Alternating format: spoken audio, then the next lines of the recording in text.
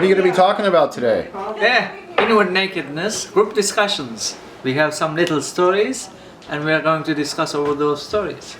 Yeah, the hard donkey, you can read if you want. Sure. There was a man in Turkey who was traveling with his favorite What donkey. page? 158. All right, 158.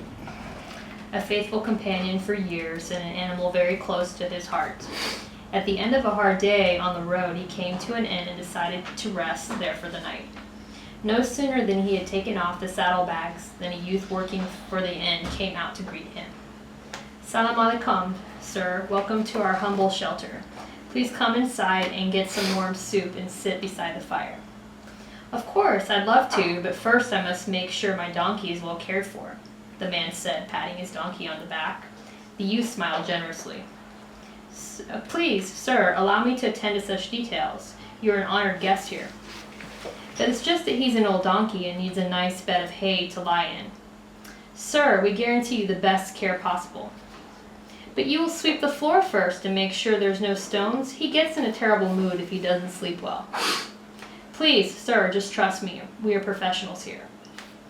But you will add some water to his straw. His teeth are getting shaky, and he likes just a little fresh grass to begin with.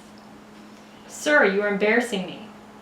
And you will give him a little rub down along the spine. He goes crazy for that. Sir, please just leave everything to me. So finally the man gave in and entered the establishment to enjoy a fine dinner by the fire and a comfortable bed. Meanwhile, the youth rolled his eyes and then went out to play cards in a nearby den.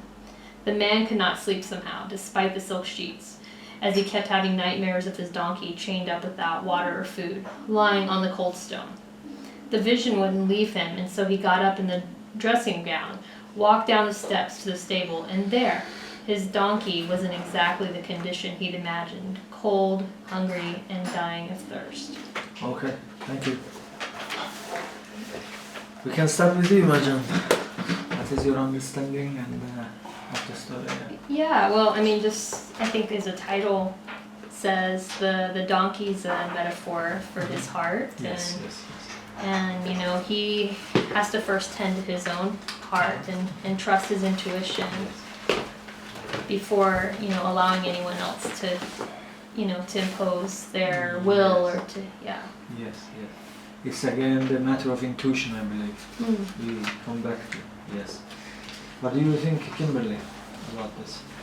I feel like people, you see this, you know, almost in everyday life, people will say all these things Yes. pretend They'll to say care. anything to you to get their way. Exactly, Yes. and then just knowing it yourself and what you care about Yes. and, you know, just looking after it, Not to be influenced but by what the others say, right. but listen to our own hearts and intuitions. Right. Yeah. Yes. I agree.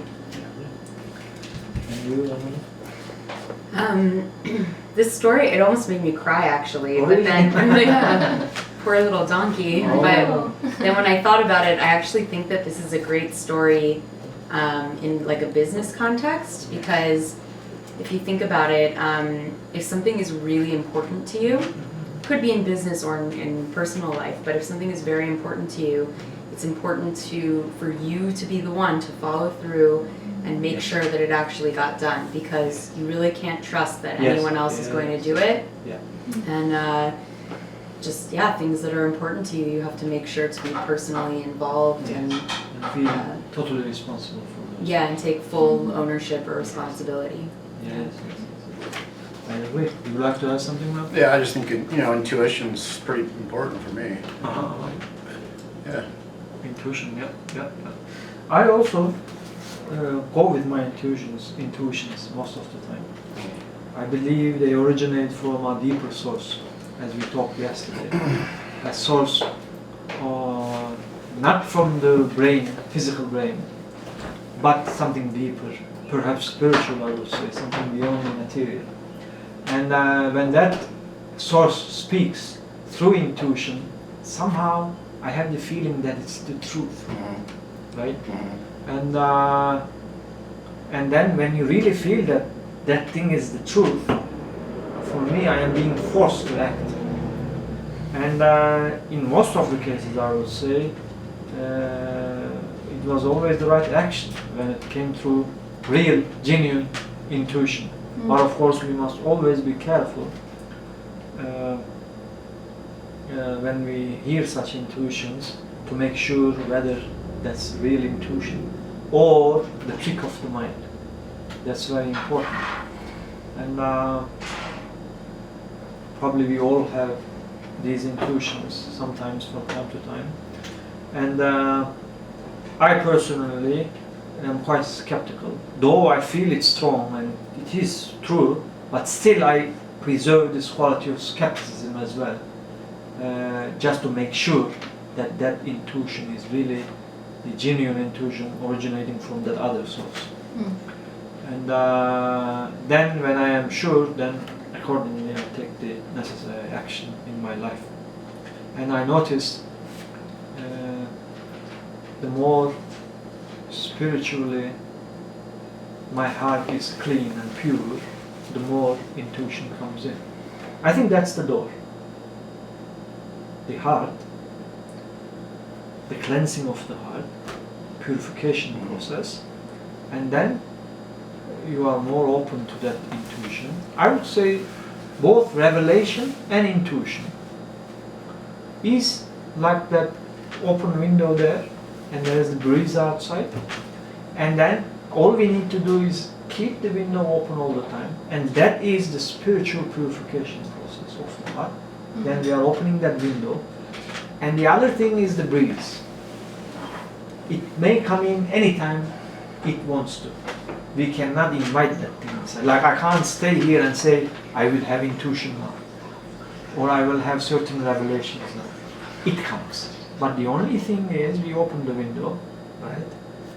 Gotta have the window open. Yeah, have the window. That's the only thing. The other is the breeze. We cannot hold the breeze in our hands, right? Yeah. It's similar like happiness and joy. Just open the window, it comes in, but don't try to hold that thing. Say it's mine. We can never. And heart math really helps with that too. It helped with me. Just Yeah. being able to keep my heart kind of more heart focused. Uh-huh. So then I notice a lot more of that the breeze coming in. Yes, Yes, that means the breeze comes in when the house is prepared and the windows are, which means basically having some sense of peace within ourselves. And then we open the door. But a man or a woman who is so greedy for worldly things, the windows and the doors are shut, firmly shut. Their heart's closed. They never. With that